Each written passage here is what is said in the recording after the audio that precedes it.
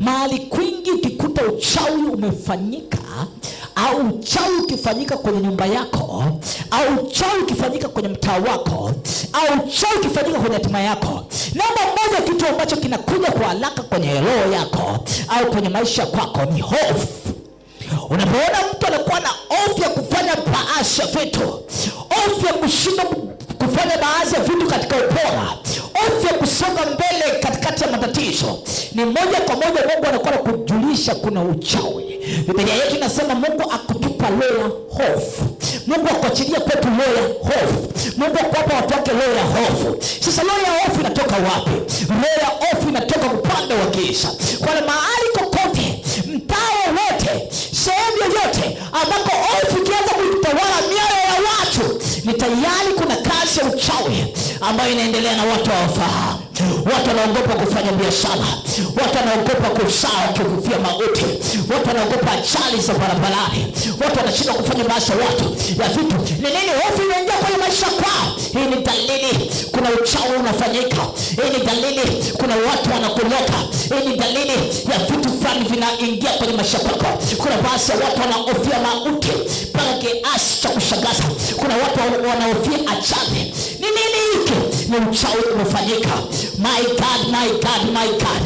Lakini unapoona watu wanakuwa na msongo wa mawazo kupitiliza, watu wanakuwa na msongo wa mawazo, watu hofu imetawala, msongo wa mawazo unaingia, ni mahali ambako uchawi unatenda kazi. Sijui kama kuna mtu ananielewa.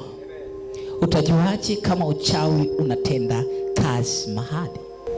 Maendeleo ya maeneo mengi yanapigwa na kuharibiwa kwa sababu kuna uchawi unafanya kazi.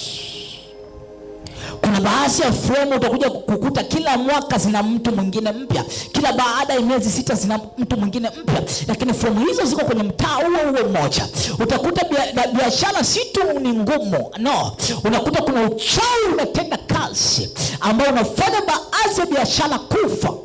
Nadhani unaweza kuwa ni shahidi. Kuna baadhi ya fremu za biashara kila kipindi zinabadilika. Ila kuna baadhi ya watu wako kwenye kazi, wanafanya kazi kwa miaka mingi without promotion. Hakuna kinachofanyika kwenye kazi yao, hakuna kuongezeka kwa mshahara, hakuna nini, kuna manipulation za kichawi. Sijui kama kuna mtu ananielewa. Lakini kuna baadhi ya watu, kuna magonjwa kwenye familia zao, magonjwa yasiyoisha, magonjwa ya ghafla, magonjwa ambayo yanawaua watu kwa namna moja. Ni nini? Hizi ni dalili za witchcraft. Hizi ni dalili za uchawi unatendeka mahali. Bwana Yesu asifiwe. Kwa ukiacha kudili na uchawi, tegemea kuona matokeo machache kwenye baadhi ya vitu. Tegemea kuona hasara kwenye baadhi ya biashara. Tegemea kuona kuvuna biashara mara kwa mara. Kama kuna uchawi ambao unafanyika kwenye mtaa. Kwa baadhi ya watu wanaweza kusema, mimi sina maadui, sina mtu anayeniloga. My God, my God, my God. Unaweza usielewe.